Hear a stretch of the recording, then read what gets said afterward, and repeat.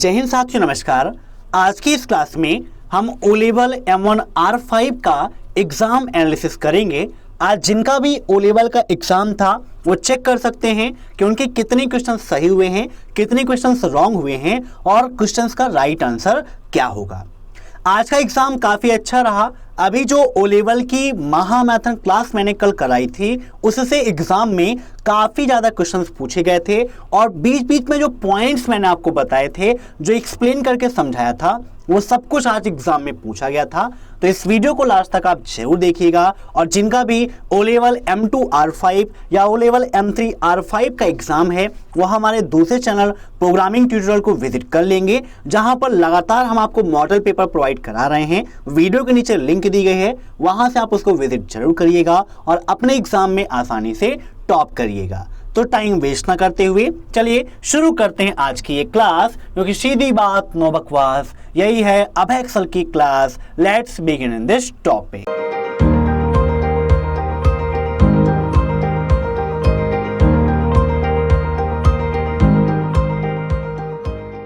Part 1 में पहला question था, वर्ड शब्दकोश में उपलब्ध न रहने वाले शब्दों को आप निम्न में से किस में शामिल कर सकते हैं? My dictionary, user dictionary, custom dictionary या फिर लाइव डिक्शनरी। बताइए। You can add word not available in word dictionary too. क्या होगा इसका राइट आंसर? क्या आप लोगों ने टिक किया है? तो इसका राइट आंसर हो जाएगा ऑप्शन सी, कस्टम डिक्शनरी। ठीक है ना, कस्टम डिक्शनरी में हम उन वर्डों को शामिल कर सकते हैं। इसका राइट आंसर होगा ऑप्शन सी। ठीक है ना। अब नेक्स्ट क्वेश्चन देखते हैं। यहां पर नेक्स्ट क्वेश्चन है, पोर्ट्रेट का उपयोग पेज ओरिएंटेशन को संदर्भित करने के लिए किया जाता है जो हैं वर्टिकल, हॉरिजॉन्टल, फ्लिप या अपसाइड डाउन। मीन्स अगर आप पोर्ट्रेट ओरिएंटेशन का उपयोग करते हैं तो आपका पेज कैसा होगा? वर्टिकल होगा कि हॉरिजॉन्टल होगा, फ्लिप होगा या अपसाइड डाउन होगा? तो देखिए, मैंने आपको बताया था अभी कल ही क्लास में, राइटर में जब ओरिएंटेशन के बारे में समझा रहा था कि जब आप पोर्ट्रेट करते हैं तो पेज आपका वर्टिकल होता है और जब आप लैंडस्केप करते हैं तो पेज आपका हॉरिजॉन्टल होता है। तो यहां पर इसका राइट आंसर हो जाएगा ऑप्शन ए, वर्टिकल। ठीक है ना, नोट कर लीजिएगा। ऑप्शन फर्स्ट जिन्होंने लगाया है वो बिल्कुल सही है। अब नेक्स्ट क्वेश्चन देखते हैं। पासपोर्ट सेवा वेबसाइट है, सिंपल सा क्वेश्चन है। पासपोर्ट सेवा, आप सभी जानते हैं कि पासपोर्ट सेवा क्या है? हमारे भारत सरकार की योजना है। तो भारत सरकार की, इंडियन गवर्नमेंट की जितनी भी वेबसाइट्स हैं उसमें लास्ट में .gov.in जरूरी है। हर एक वेबसाइट में होता है, चाहे आप वो पैन कार्ड की वेबसाइट देखें, पासपोर्ट की देखें, आधार की आप देखें, कोई भी वेबसाइट है सब में आपको .gov.in मिलेगा। तो यहां पर दो ऑप्शंस हो गए आपके, .gov.in ये है और लास्ट में डी वाले में .gov.in है। यहां पर बात की गई है पासपोर्ट सेवा की। तो पहला ऑप्शन है www.passportindia.gov.in और लास्ट वाला है www.epassportindia.gov.in। तो यहां पर पासपोर्ट सेवा की बात की गई थी, तो इसका राइट आंसर हो जाएगा option first, www.passportindia.gov.in। Option first is right. ठीक है ना, पहला ऑप्शन आपका राइट हो जाएगा। अब नेक्स्ट क्वेश्चन देख लेते हैं। ORS का पूर्ण रूप है open source system, online registration system, open reform system या ओपन रिपेयर सिस्टम।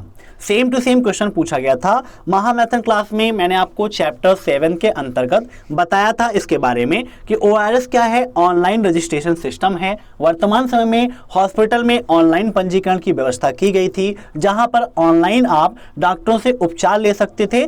पूरा पॉइंट मैंने बताया था और एग्जाम में आज पूछा गया था ORS का फुल फॉर्म। तो ORS का फुल फॉर्म क्या होता है? Online registration system. Option B is right. ठीक है ना, इसका ऑप्शन बी आपका राइट हो जाएगा। अब नेक्स्ट क्वेश्चन यहां से देख लेते हैं। उमंग इज इंटीग्रेटेड विद, उमंग किसके साथ समन्वित किया गया है? आधार और डिजिलॉकर के, आधार या डिजिलॉकर के, केवल डिजिलॉकर या फिर केवल आधार?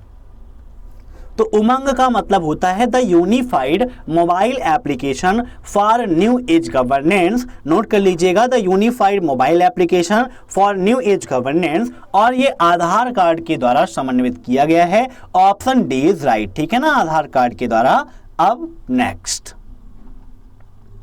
सामान्यतः ईमेल के साथ कौन सा बॉक्स ओवरफ्लो होता है? इनबॉक्स, आउटबॉक्स, एड्रेस बॉक्स या मैसेज बॉक्स? बताइए, सामान्यतः ईमेल के साथ कौन सा बॉक्स ओवरफ्लो होता है? तो इसका राइट आंसर हो जाएगा इनबॉक्स। जो मैसेज हैं आपके इनबॉक्स में आते हैं, तो जब इनबॉक्स फुल हो जाएगा तो ओवरफ्लो होगा। तो यहां पर पूछा है कि कौन सा बॉक्स ओवरफ्लो होता है, तो इसका राइट आंसर क्या हो जाएगा? Inbox. Option first is right, ठीक है ना। नेक्स्ट क्वेश्चन देखते हैं अब, जीमेल किसके लिए प्रयोग किया जाने वाला एक सॉफ्टवेयर है? आप सभी लोग प्रेजेंट टाइम पर जीमेल का उपयोग करते हो। यहां पर कहा गया है वेब पेज खोजने के लिए, ईमेल जांच करने के लिए, होटल ढूंढने के लिए, फाइल खोजने के लिए। तो बताइए जीमेल का उपयोग किस लिए किया जाता है? जीमेल का फुल फॉर्म क्या है? Google mail. तो वेब पेज खोजने के लिए तो जीमेल का उपयोग करेंगे नहीं, उसके लिए वेबसाइट्स विजिट करेंगे हम। ईमेल जांच करने के लिए, होटल खोजने का काम जीमेल का थोड़ी ना है, ना ही किसी फाइल को सर्च करेगा। तो इसका राइट आंसर हो जाएगा ऑप्शन बी, चेक ईमेल, ठीक है ना। ऑप्शन बी इज राइट, यही ईमेल से संबंधित है। तो इसका राइट आंसर क्या हो जाएगा? Option B. अब next, same to same question पूछा गया था ये वाला। तो फेसबुक में शामिल होने के लिए न्यूनतम आयु क्या है? मैंने आपको बताया था फेसबुक से एग्जाम में काफी क्वेश्चंस पूछे जाते हैं। फेसबुक क्या है? एक सबसे फेमस प्रेजेंट टाइम की सोशल नेटवर्किंग साइट है, जिस पर शामिल होने के लिए फेसबुक द्वारा जो उम्र डिसाइड की गई है वो है 13 year. Option C is right. 13 वर्ष की उम्र में आप फेसबुक का उपयोग कर सकते हैं। मैंने आपको बताया था कि उससे कम उम्र का कोई भी बच्चा अगर फेसबुक का उपयोग कर रहा है तो आप उसके लिए उसको मना कीजिए, अन्यथा आप कंप्लेन भी कर सकते हो। नेक्स्ट है कि ट्विटर कब आरंभ हुआ था? ये क्वेश्चन थोड़ा सा आपके लिए क्रिटिकल हो सकता है, क्योंकि यहां पर देखिए जो डेट दी गई है 1 मार्च 2006, 1 अप्रैल 2006, 1/10/2006 या 1/12/2006। यहां पर पूछा है कि ट्विटर कब स्टार्ट हुआ, तो बताइए कब स्टार्ट हुआ था ट्विटर? तो 23 मार्च 2006 को ट्विटर प्रारंभ हुआ था, लेकिन यहां पर 1 मार्च दिया गया है, तो आप 1 मार्च को यहां पर टिक करेंगे। ऑप्शन फर्स्ट को आपको राइट लगाना है, क्योंकि यहां पर मार्च की बात की गई है, इसीलिए हम इस ऑप्शन को राइट करेंगे। वैसे ट्विटर की शुरुआत, ट्विटर की जो खोज थी वो 23 मार्च 2006 को हुई थी। अब नेक्स्ट क्वेश्चन देखते हैं हम, कौन सा विकल्प एक ही पत्र विभिन्न व्यक्तियों को भेजने में हमारी मदद करता है? Mail merge, macros, multiple letter या टेम्पलेट? आपको मैंने बार बार बोला था कि मेल मर्ज आपके लिए इंपॉर्टेंट है। मेल मर्ज से डिस्क्रिप्टिव में भी क्वेश्चन पूछता है और ऑब्जेक्टिव में भी पूछता है, और सेम टू सेम यहाँ आया था कि कौन सा विकल्प एक ही पत्र विभिन्न व्यक्तियों को भेजने में हमारी मदद करता है। तो इसका राइट आंसर क्या हो जाएगा? ऑप्शन फर्स्ट, मेल मर्ज के द्वारा हम इसका उपयोग कर सकते हैं। तो ये आपका ऑब्जेक्टिव पूरा मैंने सॉल्व करा दिया। अब आगे देखते हैं यहाँ पर हमारा ट्रू एंड फॉल्स का क्वेश्चन। पहला क्वेश्चन है, बुलेट एक ऐसी सुविधा है जो आपको वर्ड में एक अव्यवस्थित सूची बनाने की सुविधा देती है। अब यहाँ पर बहुत सारे बच्चे कंफ्यूज थे, एग्जाम के बाद बोल रहे थे कि सर इसमें तो फॉल्स होना चाहिए। वो ये समझ रहे थे अव्यवस्थित सूची का मतलब कि सूची को अव्यवस्थित करने के लिए। तो ऐसा नहीं कि सूची को अव्यवस्थित कर देगा, खराब कर देगा, इधर उधर सब कर देगा, ऐसा नहीं है। इसका मतलब होता है अनऑर्डर्ड लिस्ट। आपकी दो प्रकार की लिस्ट हैं, एक ऑर्डर्ड लिस्ट होती है, दूसरी अनऑर्डर्ड लिस्ट होती है। तो बुलेट का उपयोग हम अनऑर्डर्ड लिस्ट के लिए करते हैं, ये बिल्कुल सही है। तो ये ट्रू हो जाएगा, ठीक है ना।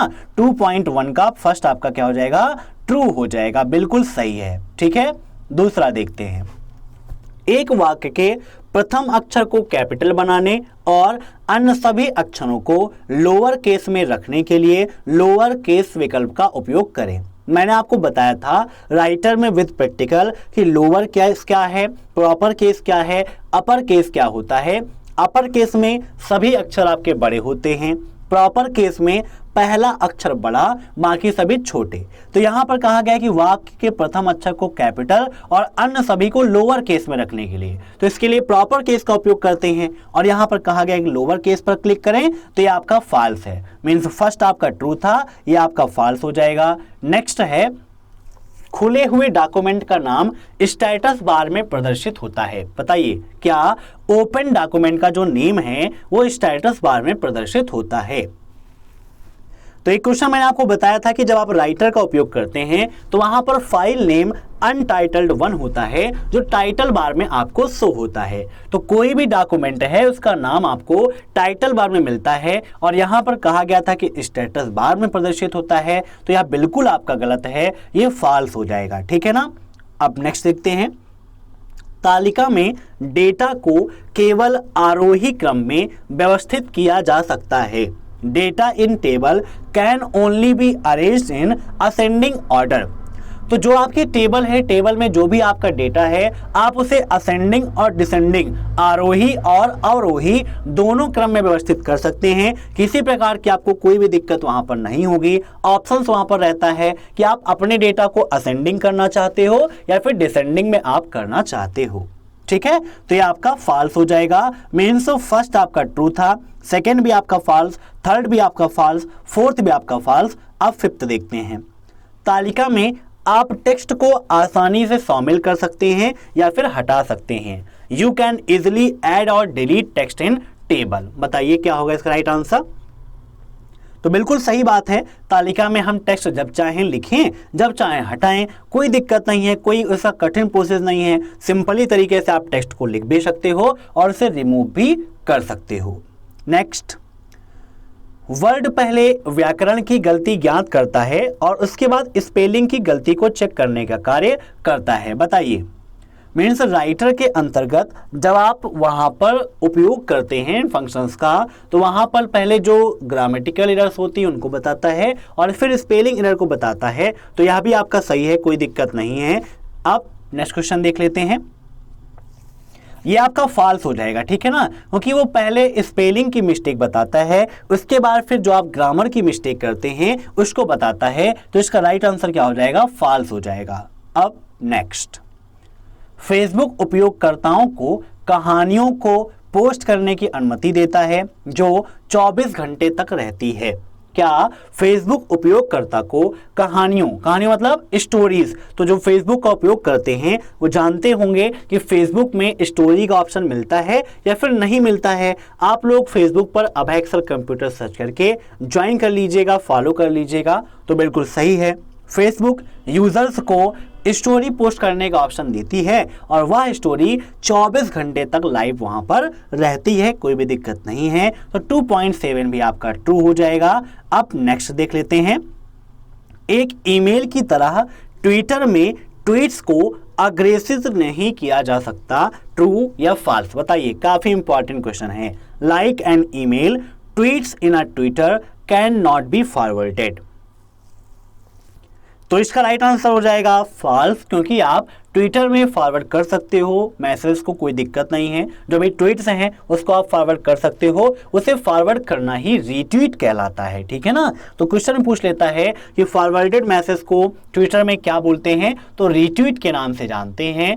अब नेक्स्ट, आउटबॉक्स एक स्थान है जहां भेजी गई मेल संग्रहित होती है। Outbox is a location where the sent mails are stored. बताइए, सिंपल सा क्वेश्चन है। आपको मैंने इनबॉक्स के बारे में, सेंट बॉक्स के बारे में, ड्राफ्ट के बारे में, आउटबॉक्स के बारे में महामैथन क्लास में समझाया था, आपने देखा रहा होगा, तो आसानी से आपने सॉल्व कर लिया होगा। ये बिल्कुल आपका फॉल्स है, क्योंकि जो सेंट मेल है, जो भेजी गई मेल है, वह आपकी कहाँ स्टोर होती हैं? सेंट बॉक्स के अंदर स्टोर होती हैं। 10वां क्वेश्चन, भारत में पासपोर्ट सेवाओं के लिए www.passportindia.gov.in एक वैध साइट नहीं है। बताइए, क्या भारत में पासपोर्ट सेवाओं के लिए यह वेबसाइट वैध नहीं है? तो अभी आपको ऑब्जेक्टिव में क्वेश्चन मिला था कि पासपोर्ट सेवा के लिए कौन सी वेबसाइट है, तो राइट आंसर क्या था?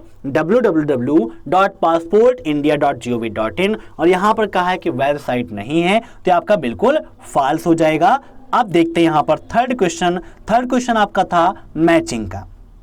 अब यहां पर मैचिंग को समझिएगा। पहला था कोर टू डुओ डॉट का एक प्रकार है, मीन्स कोर टू डुओ आपका किसका एक प्रकार है? ऑप्शंस में utility software package, system software, operating system, primary cash, control plus T, OSS, magnetic storage, shift plus delete, hard disk, processor, money transfer, foreign exchange या फिर पोर्ट्रेट। तो आपका कोर टू डुओ क्या है? एक प्रकार का प्रोसेसर है। क्या है आपका? प्रोसेसर है। तो यहां पर 3.1 का क्या हो जाएगा आपका? जे ऑप्शन राइट हो जाएगा। ठीक है ना। फिर नेक्स्ट है एमएस ऑफिस एक है। तो यहां पर देखिए दो ही चीजें हो सकती हैं, या तो यूटिलिटी सॉफ्टवेयर पैकेज हो सकता है, या सिस्टम सॉफ्टवेयर हो सकता है, या ऑपरेटिंग सिस्टम हो सकता है। तो बताइए क्या आपने लगाया है एग्जाम में अपने? तो एमएस ऑफिस आपका एक यूटिलिटी सॉफ्टवेयर पैकेज है। सिस्टम सॉफ्टवेयर हो नहीं सकता, क्योंकि सिस्टम सॉफ्टवेयर वह सॉफ्टवेयर होते हैं जो सिस्टम को ऑपरेट करने का काम करते हैं। सिस्टम सॉफ्टवेयर के अंतर्गत ही आपका ऑपरेटिंग सिस्टम आता है। तो यह क्या है? आपका यूटिलिटी सॉफ्टवेयर पैकेज है। मीन्स 3.2 का ए राइट हो जाएगा। ठीक है, इसकी मैचिंग यहां से हो जाएगी। नेक्स्ट है ओपन ऑफिस और अभी वर्ड क्या है? तो ओपन ऑफिस और अभी वर्ड क्या है आपके? बताइए। तो इसका राइट आंसर हो जाएगा यहां पर FOSS। OSS का मतलब ओपन सोर्स सॉफ्टवेयर है ना। तो ओपन ऑफिस नाम से ही पता है कि भाई ओपन सोर्स सॉफ्टवेयर है। ओपन सोर्स सॉफ्टवेयर क्या होते हैं? ऐसे सॉफ्टवेयर जो बिल्कुल फ्री ऑफ कास्ट होते हैं, अर्थात जिनका उपयोग करने के लिए हमें लाइसेंस की आवश्यकता नहीं पड़ती, वह कहलाते हैं ओपन सोर्स सॉफ्टवेयर। नेक्स्ट यहां पर बात की गई पेन ड्राइव की। तो पेन ड्राइव क्या है? आप सभी जानते हैं स्टोरेज डिवाइस है, और स्टोरेज में यहां पर कौन सा ऑप्शन है? मैग्नेटिक स्टोरेज का है। तो इसका राइट आंसर क्या हो जाएगा? 3.4 का जी है ना। अब Bhim mobile app. Bhim mobile app आपका कोई utility software, system software, operating system ये सब तो है नहीं। भीम ऐप क्या है? आपका एक मोबाइल ऐप है जिसके माध्यम से आप पेमेंट कर सकते हो। मीन्स यह डिजिटल पेमेंट का एक ऐप है जहां पर आप मनी ट्रांसफर कर सकते हो। आसानी से मनी ट्रांसफर करना ही इसका मेन उद्देश्य था। तो भीम मोबाइल ऐप का राइट आंसर क्या हो जाएगा? ऑप्शन के मनी ट्रांसफर है ना। Next compiler dot dot dot किसका एक उदाहरण है? तो बताइए कंपाइलर किसका उदाहरण होगा? हार्ड डिस्क का तो होगा नहीं। ये क्या है? फॉरेन एक्सचेंज का उदाहरण है। एल वाला ऑप्शन इसका राइट हो जाएगा। 3.6 का एल है ना। फिर 3.7 L1 सेम टू सेम भैया, कल मैंने आपको बताया था कि L1 और L2 क्या होते हैं। आपको बताया था प्राइमरी कैश होते हैं L1 आपके। तो 3.7 का option D is right, primary cash होगा। ठीक है ना। अब नेक्स्ट है फाइल को रिसाइकिल बिन में भेजे बिना स्थायी रूप से डिलीट करने की कुंजी क्या है? सिंपल सा क्वेश्चन है। आपको कल की क्लास में मैंने बताया भी था कि फाइल को रिसाइकल बिन में भेजे बिना स्थायी रूप से डिलीट करने की कुंजी क्या है? तो इसका राइट आंसर क्या हो जाएगा? 3.8 का जस्ट सामने लिखा हुआ है शिफ्ट प्लस डिलीट। नॉर्मली जब आप किसी फाइल या फोल्डर को सेलेक्ट करके डिलीट करते हैं तो वह रिसाइकिल बिन में स्टोर हो जाती है, लेकिन परमानेंटली डिलीट करना है तो इसके लिए शिफ्ट प्लस डिलीट का उपयोग किया जाता है। नेक्स्ट लेआउट स्टाइल क्या है? मीन्स निम्न में से ऐसा कौन है जो लेआउट स्टाइल है? तो देखिए पोर्ट्रेट, लैंडस्केप ये आपके लेआउट स्टाइल हैं। पेज लेआउट में आपको ओरिएंटेशन मिलता है पोर्ट्रेट और लैंडस्केप का। तो यहां पर दिया है 3.9 का राइट आंसर हो जाएगा एम, पोर्ट्रेट। ठीक है ना। लास्ट है आपका एक वर्ड डॉक्यूमेंट में हैंगिंग इंडेंट बनाने के लिए किसका उपयोग करते हैं? एमएस वर्ड में आपने पढ़ा है हैंगिंग इंडेंट के बारे में। यहां पर वर्ड लिखा है, तो वर्ड डॉक्यूमेंट में हैंगिंग इंडेंट बनाने के लिए कंट्रोल प्लस टी का उपयोग किया जाता है। किसका उपयोग करते हैं? कंट्रोल प्लस टी का। मीन्स 3.10 का ई ऑप्शन राइट हो जाएगा। 3.1 का कौन सा था? जे, प्रोसेसर। 3.2 एमएस ऑफिस एक यूटिलिटी सॉफ्टवेयर ए हो गया। 3.3 का OSS F हो गया। 3.4 का G हो गया। 3.6 कंपाइलर 3.5 मोबाइल ऐप जो भीम है, ये क्या है? इसका संबंध मनी ट्रांसफर मतलब के हो गया। 3.6 में आपका फॉरेन एक्सचेंज एल हो गया। 3.7 L1 आपका क्या है? डी हो गया। फाइल को रिसाइकिल बिन में भेजे बिना एच हो गया। 3.9 लेआउट स्टाइल आपका क्या हो गया? पोर्ट्रेट एम हो गया। और 3.10 मीन्स आपका ई हो जाएगा। तो इसको आपने सॉल्व कर लिया। अब हम देखते हैं आपका फिल इन द ब्लैंक।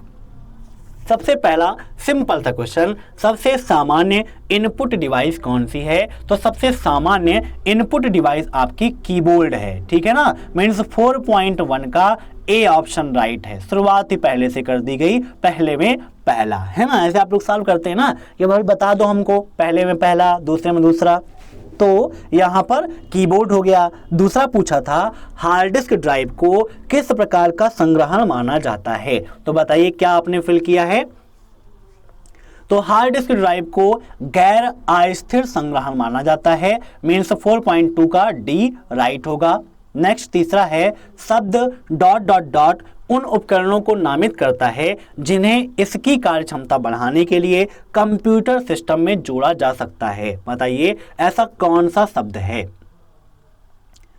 तो इसका राइट आंसर हो जाएगा बाह्य उपकरण। ऐसे शब्द हैं जो ऐसे उपकरणों को नामित करता है जो कंप्यूटर की काम क्षमता बढ़ाने के लिए कंप्यूटर सिस्टम से कनेक्ट किए जाते हैं। तो 4.3 का राइट आंसर हो जाएगा एल है आपका, है ना, ये बाह्य उपकरण।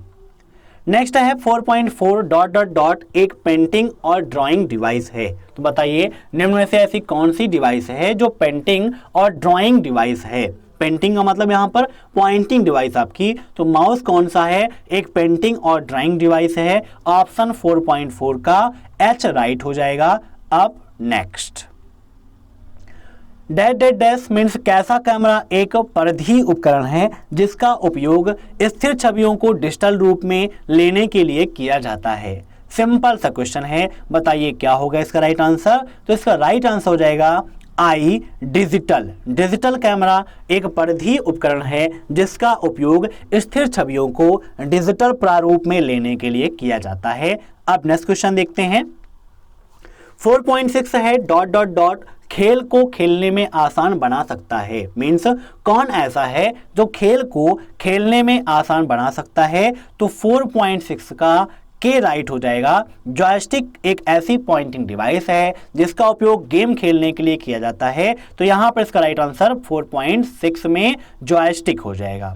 नेक्स्ट है विंडोज ऑपरेटिंग सिस्टम में घड़ी किस पर दृष्टिगोचर होती है? बताइए विंडोज ऑपरेटिंग सिस्टम में घड़ी किस पर दृष्टिगोचर होती है? तो यहां पर देखिए दिया गया है टास्क बार। तो जो भी आपकी घड़ी है मीन्स डेट एंड टाइम का ऑप्शन है वो आपको टास्क बार में ही मिलता है। तो यहां पर इसका राइट आंसर हो जाएगा टास्क बार। नेक्स्ट है स्रोत बिंदु से गंतव्य तक स्वरूपण सुविधाओं को प्रतिलिपि बनाने के लिए किसका उपयोग किया जाता है? इसको तो आप इंग्लिश में पढ़ते तो आसानी से आपको समझ में आ जाता कि जब आप फॉर्मेट प्रिंटर का उपयोग करते हैं तो उसका उपयोग प्रतिलिपि बनाने के लिए किया जाता है। मीन्स यहाँ पर इसका राइट आंसर हो जाएगा ऑप्शन ई फॉर्मेट प्रिंटर, ठीक है ना, फॉर्मेट प्रिंटर इज राइट। अब नेक्स्ट देख लेते हैं।